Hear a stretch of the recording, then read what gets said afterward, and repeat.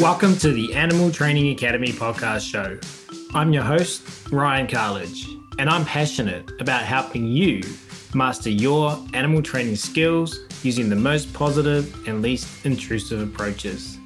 Here at ATA, we understand that navigating the vast challenges you encounter in training requires a comprehensive base of knowledge and experience. It's common to face obstacles and rough patches on your journey that can leave you feeling overwhelmed and stressed. Therefore, since 2015, we've been on a mission to empower animal training geeks worldwide. We've aided thousands in developing their skills, expanding their knowledge, boosting their confidence, and maximizing their positive impact on all the animal and human learners they work with.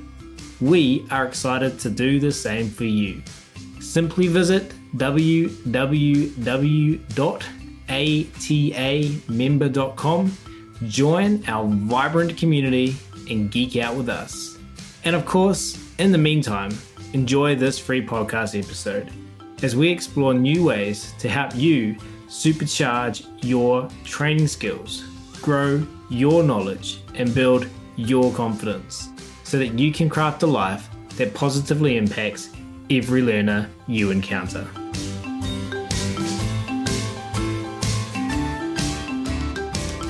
But we will get started on today's episode, where I'm thrilled to welcome back to the show Eva Bertilsson for this part 3 of our conversation on cooperative care. Eva, a globally recognized authority in the field of animal training, has an extensive knowledge and experience base backed by her master's degree in behavior analysis, and this makes her an invaluable resource for trainers seeking to advance their skills. She's made significant contributions to the Karen Pryor Clicker Expo and is the co-author of the acclaimed book Agility Right from the Start. Eva's expertise extends far beyond agility training, though, encompassing the core principles of positive reinforcement applicable across various animal training disciplines.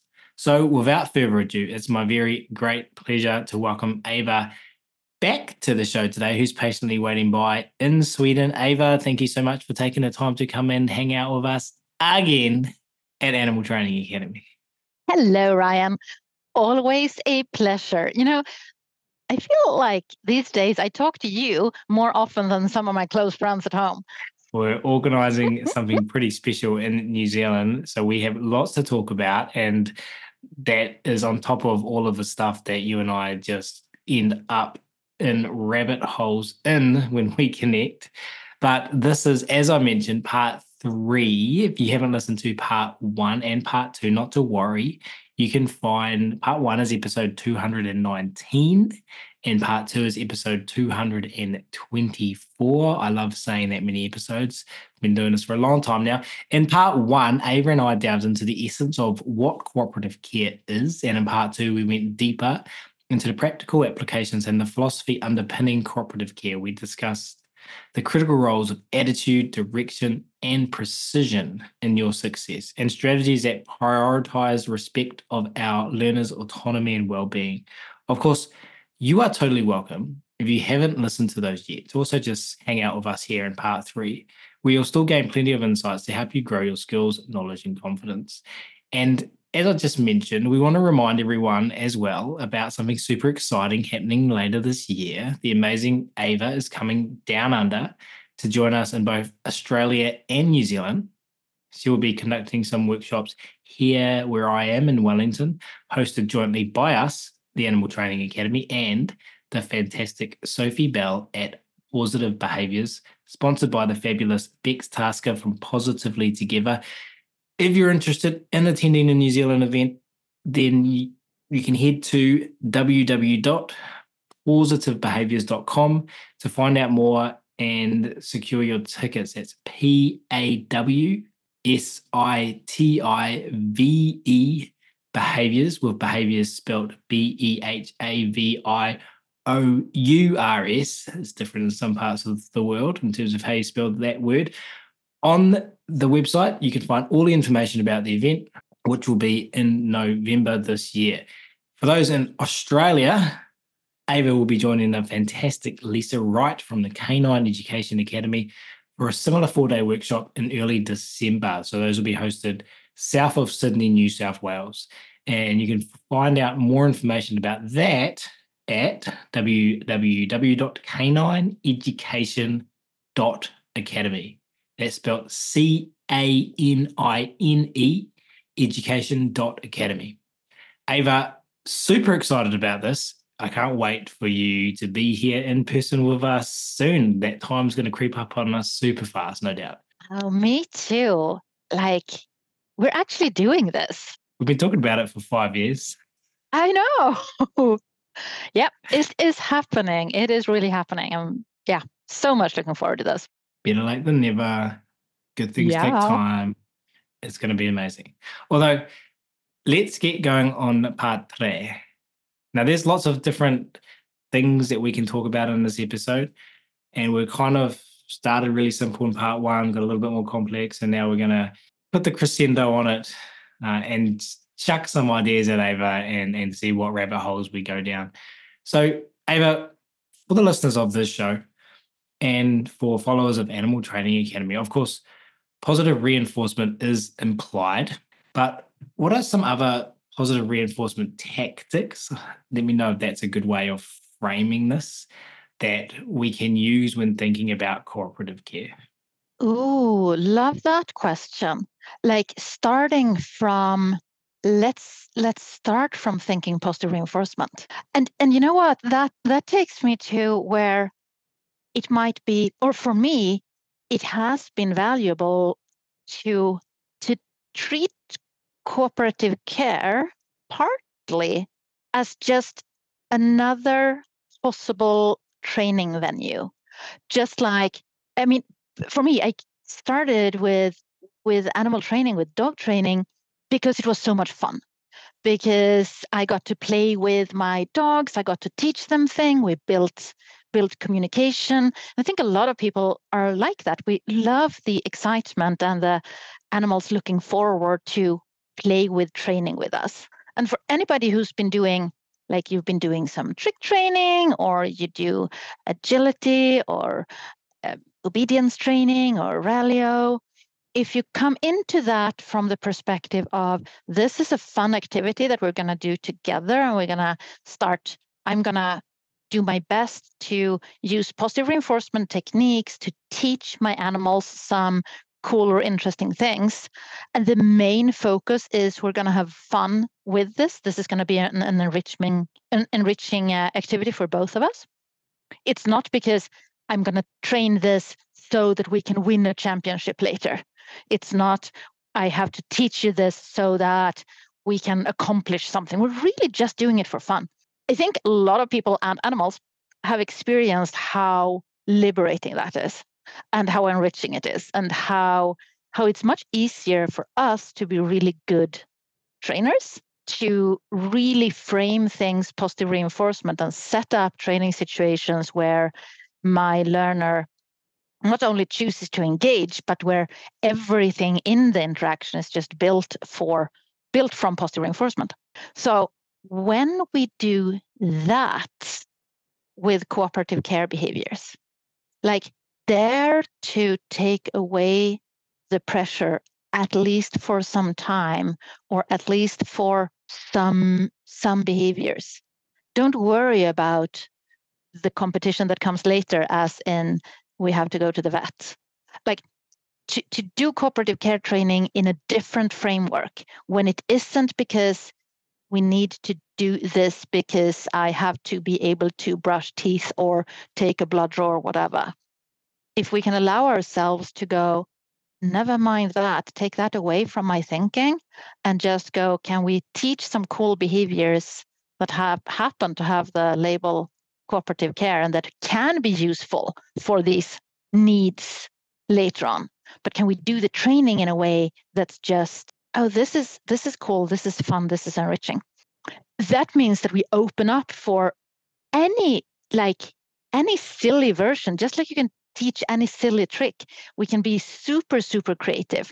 And I think this, we can totally dig deep into what this might look like. But I wanted to just suggest this as a framework of can we do this?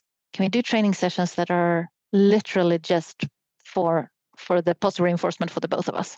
It reminds me, as you're talking, of my own journey transitioning from working as an employee in zoos to starting Animal Training Academy, doing dog training, living with a dog for the first time. I wasn't allowed dogs when I was young and I was always renting. And having that pressure, not cooperative care pressure, but there's so many things I need to work on at home. My dog does this in this situation and I don't like it. And I want them vocal cords to be still at this time. And I want them to station during this time. And I've got this cooperative care. And I remember a friend of mine was saying, "Oh, just teach them stuff for fun." I was like, I don't have time for that. I have all of this serious stuff to do. And it wasn't until a couple of years ago where I started doing trick training and getting training titles that I was reminded of why I do training. So I imagine I'm bringing this up because I imagine there's listeners of the show, especially maybe people who were at that stage like newer to training. And once you start to learn about it, you see all of the applications. And maybe especially because social media, you see everyone doing cool cooperative care stuff. And that kind of adds pressure too. And you have an identity of you're a cooperative care trainer and what does that look like? And so there is a lot of pressure on us, real or imagined. Yeah, and I find that so unfortunate because we know from our animal training that working for positive reinforcement is a very different thing and gives us like we trust this process. We see positive reinforcement being really successful. And then if we end up in negative reinforcement contingencies ourselves, like not I'm training this for the positive reinforcement outcome, but I'm training this to avoid aversives. I have to do this or else. I have to, my dog really has to enjoy going to the vet or else I am a bad trainer, something like that. It's like, that's really unfortunate if that is what's happening when we get better at something.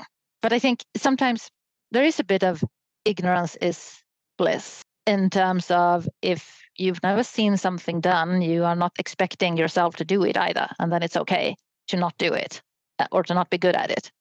But with, like you're saying, with social media and with the development of the field, which is amazing and super inspiring, but I do believe and I do find that there comes some unfortunate pressure that it would be nice to relieve. And then adding in play elements, training sessions that we really do with the focus of just the joy and the positive reinforcement for everybody involved, I think is important. Yeah, because when you have that pressure, it's stressful. It can be overwhelming, frustrating when your outcomes don't match your expectations. Yeah, and then you start pushing, like you're not your best trainer if you're trying to speed up the process and take shortcuts to get to that goal because the goal is so important. Yeah, and reaching that goal, to circle back to something you were saying, your consequence you're looking for is the removal of the pressure that's on you. Yeah. As opposed to the positive reinforcement that you as an individual human learner can get from the process that we label training. That is what I've taken away from what you've just said in terms of positive reinforcement tactics. It's for both learners, obviously, the non-human learner involved in the situation, whatever species you're working with as well. But also for you as a human learner to look at the contingencies that you're operating under. I think that is huge, Eva. And I'm wondering if there are listeners of this show who, well, I know there will be. I'm not wondering if there are. I speak to our Animal Training Academy members regularly, and I know that one frustration is that sometimes people get a little bit lost in jargon and with mixed understanding of applied behavior analysis. And I'm worried that in us talking about these contingencies on ourselves, some of our listeners might be getting a little bit lost in that conversation. Can you unpack a little bit more what you're talking about when you're talking about how we are operating under negative reinforcement contingencies? So if I wake up in the morning and I'm going to have breakfast and I'm going to go for a walk with my dog, and then I start thinking, oh, those nails, I really need to trim those nails. The nails are now getting long. I've got to trim them. And we're trying to do this training. So I need to speed up the training so that I get to trim the nails, because look at what they're looking like now. Then I'm doing the training for just to get the nails trimmed, not for any positive outcome in the training interaction in that moment. So if I'm doing it just to avoid the, oh no, the nails are getting longer and longer, and maybe then I need to go to the vet, or I have to do this. It's like, as soon as we, to just put it easily, as soon as we put some, I have to do it, rather than I want to do it. I think that is what we're looking at here. And another aspect of it is to have, I am doing this now for an outcome that is much, much later, and lacking a now outcome that's beneficial for me. I think that often also that seems to be similar, as in, are you doing this training because of reinforcers that are built into the training with your dog, that this training is reinforcing in itself for you? Or are you doing the training so that you get closer to this future goal of being able to trim the nails? And I think we need more of the doing the training for the inbuilt reinforcers of just doing this training session with our animal. So I can imagine there's lots of people who could really resonate with that example of waking up in the morning, getting your coffee, going for a dog walk, and then going, oh, those nails are starting to get really long. I've been there. I know what that feels like. Me too.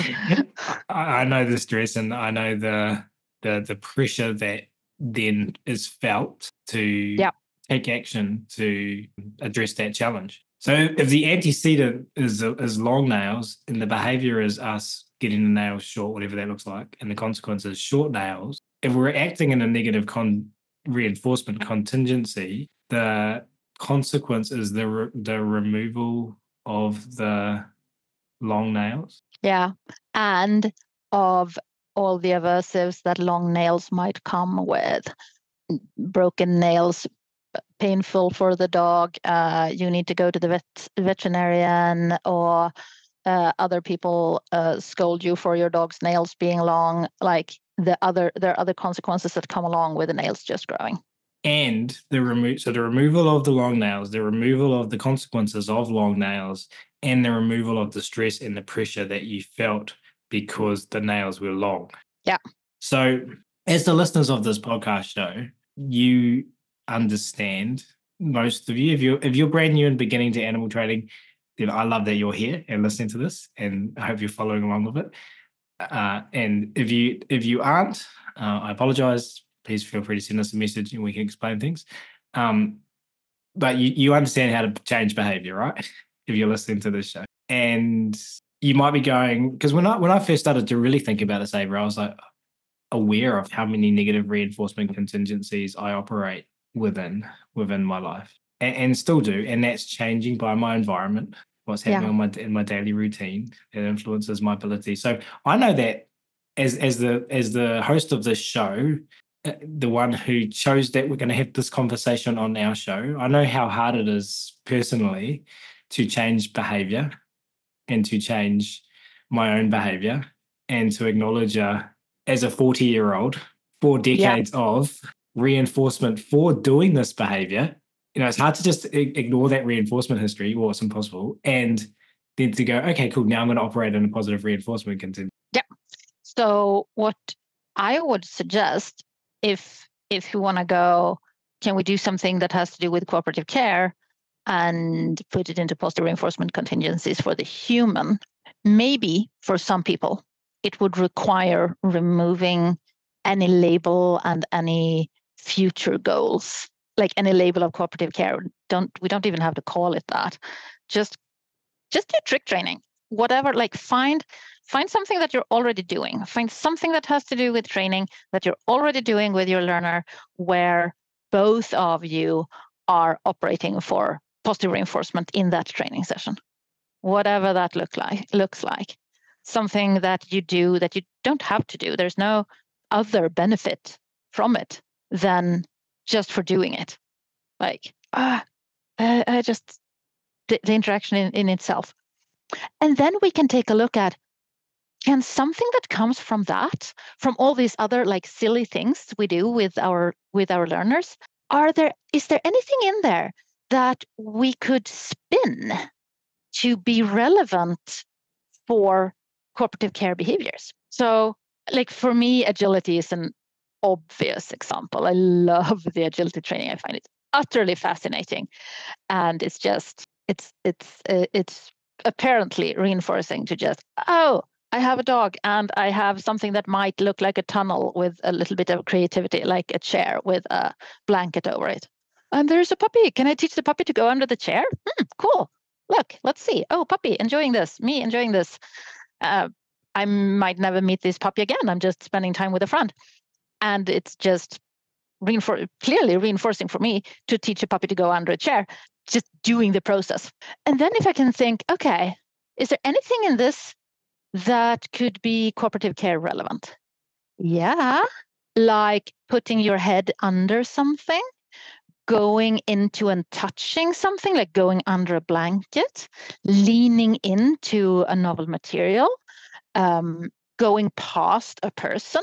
Like maybe it's a tunnel made by a person, so the person is sitting with their legs up and the puppy can crawl under the legs, and maybe even crawl under and stop and then continue. If we start looking at, are there possible veterinary care procedures? Are there aspects of veterinary care procedures? Are there aspects of everyday life care that we can find in these silly training sessions that we do just for fun? And that opens up so that what might go under the label preparatory training for cooperative care, what that looks like gets just super wide. Because anything where we teach the individual to move in different directions and closer to a person or closer to an object, go under something, like our old agility, go over, under, between, around, through. Like if for agility, we teach that at rapid speed. If we can teach that a little bit slower, then it can be go under something that eventually becomes a blanket or a coat. Go through something can be put your head into a cone. Go step over something can be anything that is like objects that will be touching your legs or your stomach. But doing it broken down, or doing it so far away that it doesn't look like a veterinary procedure at all, and doing it in the framework of, I wonder if I can teach you this. I wonder if this would be reinforcing for the both of us. Can I teach you silly tricks? Can I teach you to spin around? Can I teach you to put your butt toward me and face in the other direction? Can I teach you to turn your butt toward me and actually move into my hand with your rear end? Oh, cool. I can now take your temperature and do anal glands and all sorts of things. That's like anything where body parts move and lean and go up or down, or touch a human, or touch a fabric, or touch an object. All of that can be incorporated into future cooperative care training and can be taught as just fun and silly activities. We just go, I wonder if I can teach you to target my finger with your tail. So to improve your cooperative care game, this isn't a well thought out statement. So to improve your cooperative care game, do not think about cooperative care, just have fun with your learner and build a huge repertoire. Yeah. And start adding glasses of You can start from any games you're already playing and go, is there anything in here that could in any way be used for any kind of medical procedure? My dog is putting its foot on a target. What might I teach my dog to put their foot on that could be helpful for a medical procedure? My dog is moving close to something. Oh, what could something be that my dog could move close to that would be helpful for a medical procedure? And you can also turn it the other way around and go, okay, for our vaccination, the dog needs to stand still and hands needs to be touching its on its back, on its withers. Is my dog in any other circumstance standing still? Do we have stand still as part of some activity? Do we have go to a spot and stand still there for a moment? Is that a part of something? Maybe we even have go to a spot that is close to a human and stand still. Move into a human or move into something and stand still. Do we have that? And then we can see that, for example, something that we use a lot might be coming to heel position. A lot of dogs have, as part of their repertoire, a really solid positive reinforcement, swing around and put their body very close to a human's legs. Okay, then we can go, can you swing in toward my legs if I hold a towel next to me? Can you swing in so your body touches the towel? Can you swing in so your body touches a pool noodle? Can you swing in so your body touches a glove and my hand? Can you swing in so that your body touches this glove and you sort of press yourself into this glove? From there, we can start touching and maybe start working on a vaccination, but sort of begin pretty far away and begin with things that we already have. And I think this kind of segueing from one behavior or one topography or one setup to another to find 1,000 in-between steps, for me, that's like super reinforcing. I enjoy doing that. It's clearly a part of a game for me that's just reinforcing in its own right of, how many different creative versions of this can I do? And I don't think it would have been if I was in a rush to accomplish the final goal. That would stop my creativity and I would go, what can be the fastest path from A to B?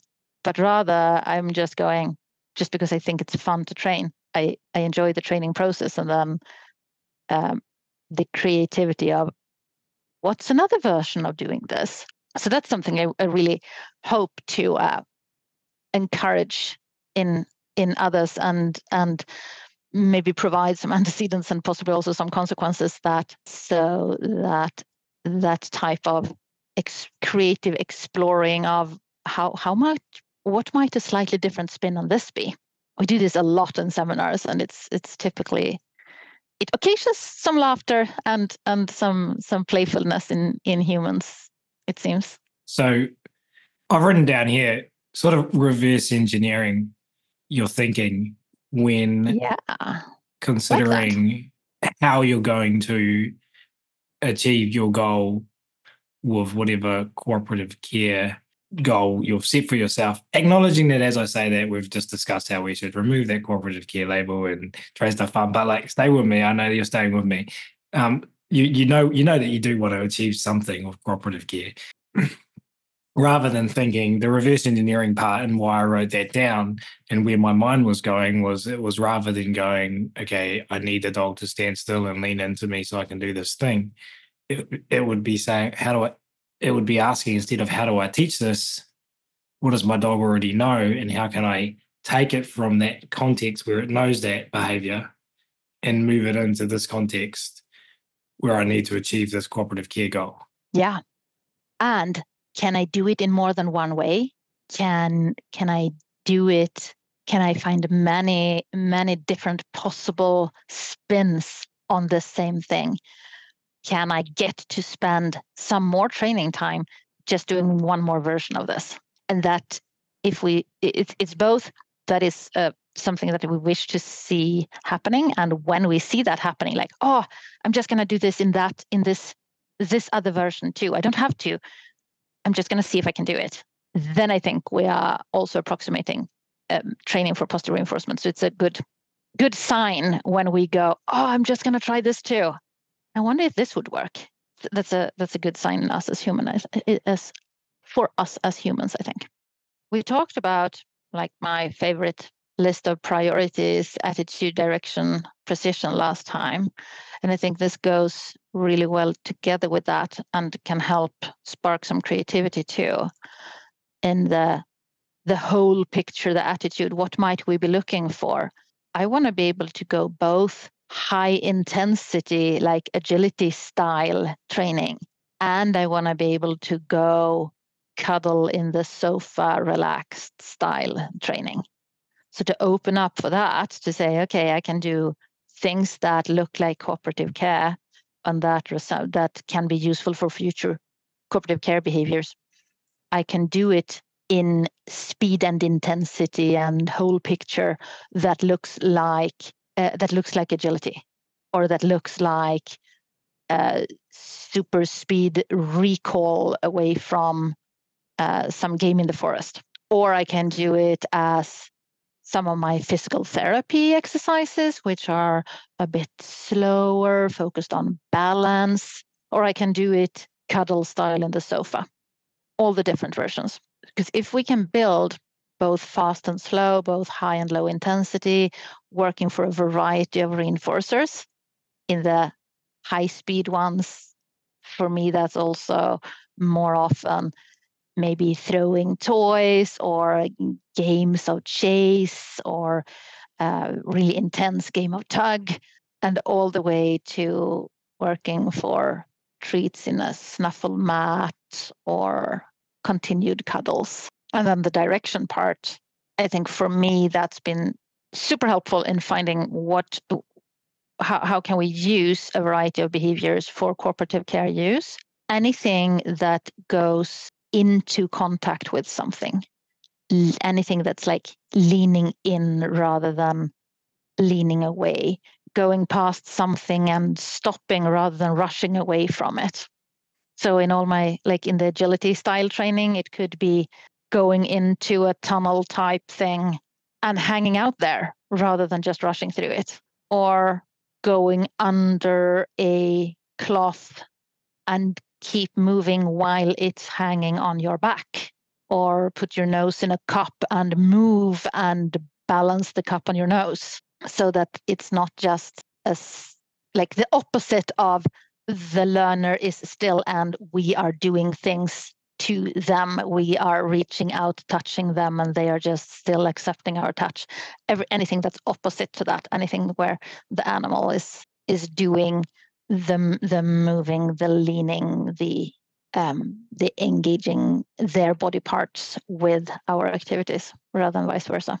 So we want to encourage that broad spectrum of behaviors and ways of engaging with behaviors that make contact with something for the reinforcer of engaging in fun training with your learner, but also with the awareness of the benefits that these specific behaviors can have in cooperative care. Yeah. Yes, that. Do you have any of those with Phoebe that you're thinking of already? Like, okay, we're doing this thing. Yeah, definitely. I think my identity as a father of two and a business owner, and the narrative I have about my available time and the training sessions I do fit in, which can be few and far between, I know that they are focused on stand still, hold this position, and let me do things to them. Yep. So I think the words that come to my mouth are like all of the things. I'm thinking about a open mouth behavior, for example. So can you if I've got Phoebe with her mouth open, can she walk? So Phoebe opens her mouth with me using two fingers, and she rests her teeth on my fingers, so that keeps her mouth still. Mm-hmm. So she does no movement when we do that though. She's very still. So I think we could add any movement in there as one example. Cool. And you could add can she do that same behavior on a variety of objects? Yeah. So far you've done it on your fingers, yeah? Yeah. So I have a little bit of a popsicle stick that is specifically measured out to 15 centimeters. Perfect. So not 15 centimeters, 1.5 15 millimeters, yeah. Yeah, that I can squeeze between my fingers. So I know the open mouth, like I know I've gone above that and she's found it uncomfortable. And I know if I go below that, it's not open enough for me. So we have a popsicle stick that I squeeze my fingers through, but we could find anything else that's kind of the equivalent size. Yeah. Do you have you done any carrying or retrieving training with her? I haven't. Just grabbing objects? Just the open mouth. My embarrassingly limited time to train at the moment with my 5-month-old human learner and my 4-year-old is a bit restricting. So it's been more on that. Yeah. And that can probably be something that might even speed up the progress, or just give you something like what do you do for a break? If you do, okay, now we're doing open mouth training and now we're going to take a break and do something different. What might that look like? She normally gets some kind of other food item to go and destroy whilst I go and get an next set of reps ready. Yeah. You could even look at, okay, this food item that you get, that you go and destroy, are you comfortable grabbing something that is quite big, like bigger than these 15 centimeters, and that you carry for some time, or that you lift up and throw down and lift up and throw down to get the food item out of it?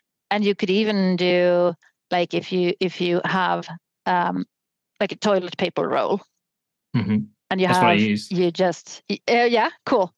So if you fold that and you hold it at a distance, will she go for it and grab it? She'll wait for me to throw it. Take it out of your hand. Yeah, because if she can go get it in your hand, most likely she might actually move a few steps before she puts it down. And do you know if she typically opens it on a mat, or does she open it anywhere?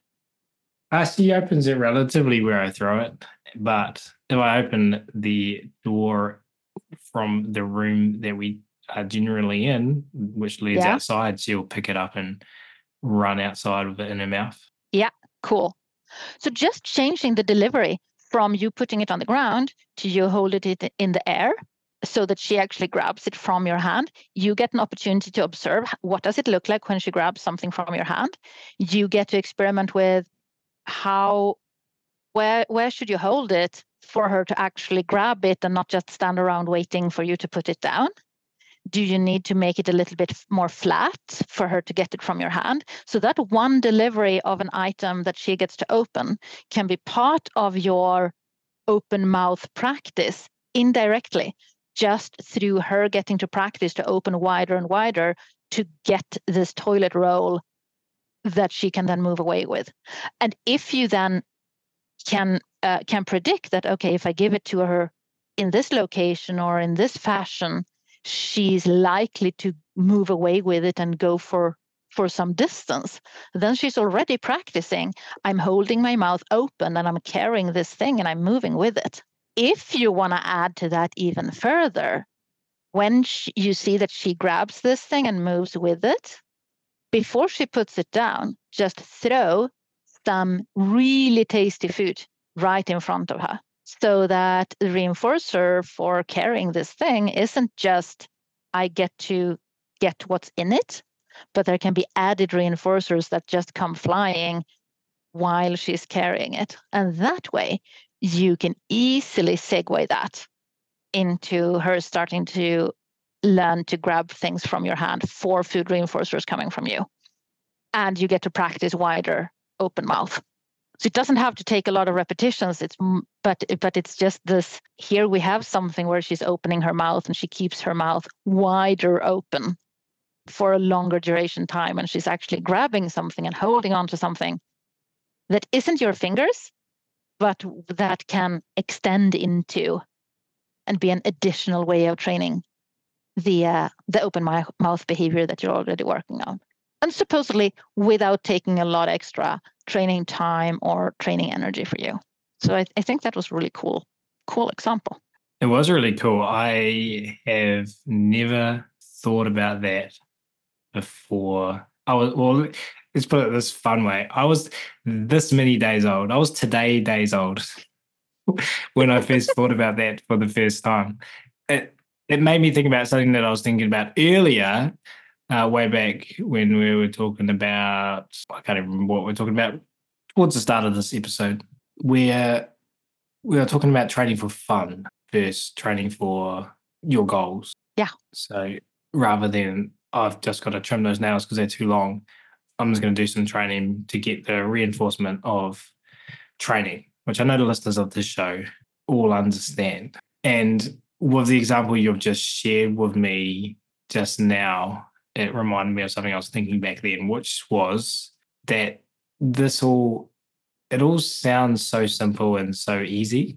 Yeah. And it's so interesting. And it's something that I get from you, and it's something that I think is really unique to you, Eva. And I don't think I know many other people who think like you, because the ideas don't seem huge. They seem so simple and so small, yet, and they don't necessarily.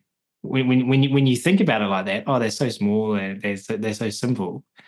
They don't seem revolutionary, but they really are. Like they're like tiny little small thoughts or bits of curiosity, and like tiny little small hinges. But the doors they swing are huge, aren't they? Because that's the feeling I have from this episode today. Is that it's these things are like they're like ways of thinking, because it takes a different way of thinking to not choose any better way of saying that.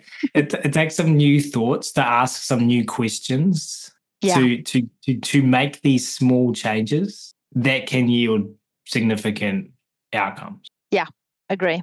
Do you think about it like that? And when you're teaching this stuff, like is that a reaction that you get from people? Like kind of like, oh, whoa. All the time. Yeah? Oh, yeah. So I'm not alone? Totally not. Yeah, I do get that a lot. And I think it's a matter of what we are used to seeing, I think. Like it might not match most people's learning history. And I'm not sure how to like verbally describe it. I think you did it just now better than I can do in verbally describe what the topic is that we're talking about here. But this finding these small openings and possibilities and see what we can do with them. And that's something that I really enjoy doing. And I agree with you that it opens new doors. It is a frame, it's a way of thinking. And my way of teaching that is typically partly through just multiple examples and partly through practicing breaking down procedures into components. So something like the open mouth, to go, what is included in open mouth? What's including in looking at teeth? Well, there is the obvious, the open mouth. And there is also, if she's doing it with your fingers, it's teeth touching something. And then it's the tactile bit, and it's the closeness to your hand, and it's the duration aspect, and then it's the material that she's touching, like your fingers, or is it something else? And then are there any smells involved in this? Is there any taste involved in this? Yeah, sure, that can be. Is there a, what do you call it, a structure of the thing that she's touching with her mouth? Or is she opening like in thin air? What's her body position while she's doing this?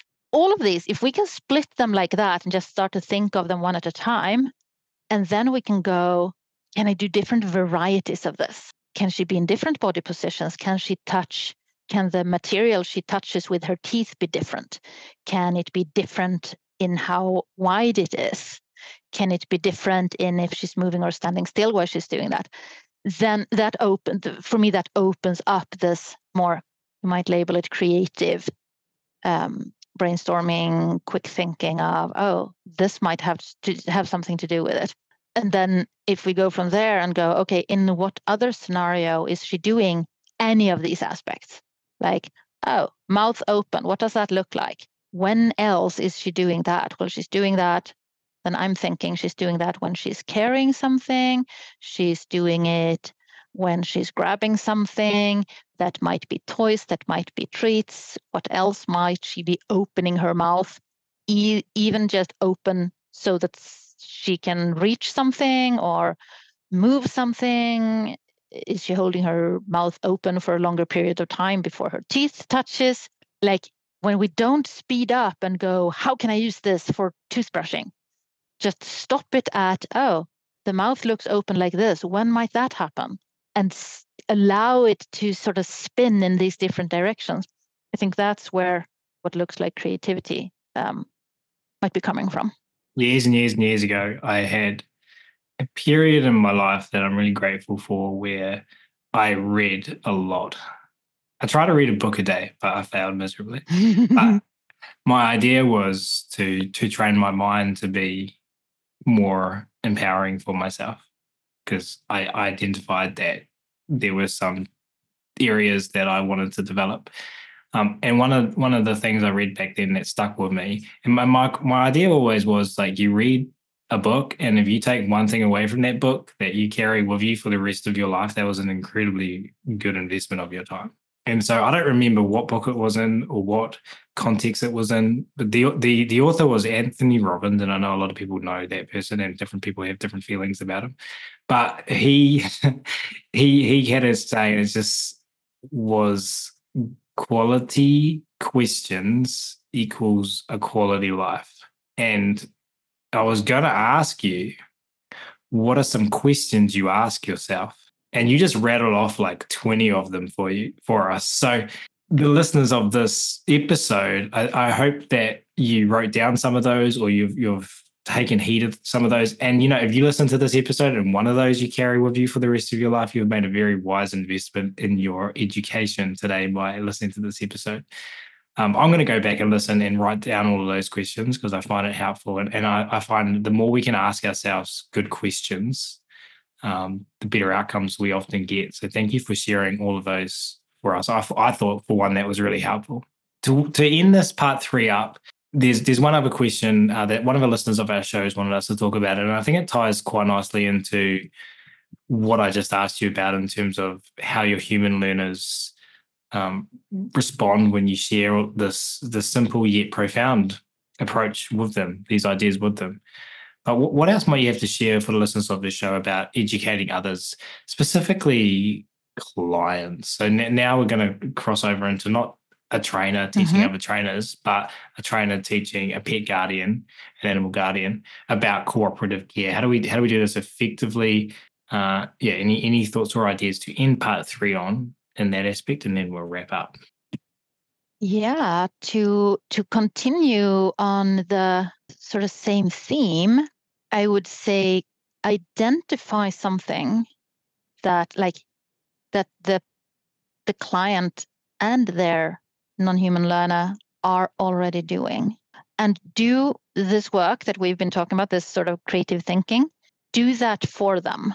So I might, through observing, through seeing people work with the dogs, through them talking about other things that they're doing in their lives, then I can start asking some questions that can lead to, oh, you already have procedures, you already have games, you already have training types that could be useful. It doesn't have to be the best. It just has to be, or it doesn't have to be, but I would be looking for something that matches something that they're already doing. Like, I know this last year I was in Switzerland and did a husbandry camp, and we had a dog that needed to learn to wear goggles, like for being in snow and sun with sensitive eyes. And then I learned that this team, dog handler team, they really enjoy training hoopers. So we quickly put together, how can we start introducing the goggles in the hoopers training? Well, we can put them on the ground and we can pick them up in your hand and say to the dog, okay, are you ready to go? And then you do a little bit of hoopers training with these goggles in your hand. As just step one. Okay, the goggles are now involved in your hoopers training. We wanted to condition these goggles to become positive reinforcers, to become something valuable for the dog. And rather than go, okay, let's teach the dog to touch the goggles or do some pairing procedure of you see the goggles and you get treats. Let's just incorporate them into the hoopers training. And then we can approximate dog coming into the starting position where the trainer has the goggles in their hands, for example. So just anything where we can take an aspect of our cooperative care that we see that the client needs to work on and help them find how to incorporate that in something that they are already doing and enjoying together with the dog. I love that. And I think that is another that falls into the category of the things that we've just been talking about. They're small, simple things, but they're huge. They're small hinges that swing big doors, to carry on that metaphor. So I am confident, Eva, that the listeners of this show are all thinking right now about specific examples that they can use with their clients, and or will be thinking about that next time they are with a client. So thank you for the ripples that you've just helped spread. As we wrap up today's episode, I want to extend a massive thank you to everyone out there who's tuned in and hung out with Eva and I for the past hour. And Eva, for joining us and sharing your valuable insight today. Eva, it's been an enriching session, and we hope that everyone out there found it as enlightening, as enjoyable as I did. But before we sign off for today, a quick reminder about the exciting workshops. If you're in Australasia coming up, Eva's going to be gracing us with her presence right here in my hometown, Wellington, New Zealand, for a series of workshops hosted by us, ATA, and Positive Behaviours, with the generous sponsorship of Positive Lead Together. These workshops are a golden opportunity for the Australasian community to deep dive into practical, force-free training techniques and strategies. For our New Zealand listeners, visit www.positivebehaviors.com for all the details and to grab your tickets. That's PAWSITIVE behaviors, and behaviors over here is spelled BEHAVIOURS, and you'll find all the information you need about the November event. But of course, we're not going to forget our Australian friends. Eva will be collaborating with the Canine Education Academy in New South Wales for a 4-day workshop in early December. So that's another fantastic opportunity to enhance your training skills with Eva's expertise. For our Australian listeners, for more information and to register, head over to www.canineeducation.academy. That's canine, spelled CANINE, education.academy. And we will, of course, link to all of that in the show notes as well. Eva, thank you so much. We've done 3 of these now, so gratitude from myself. And on behalf of everyone listening, we really appreciate you taking the time to hang out with us so much here at Animal Training Academy. Thank you. Thank you so much. Talk about there is positive reinforcement built into the activity.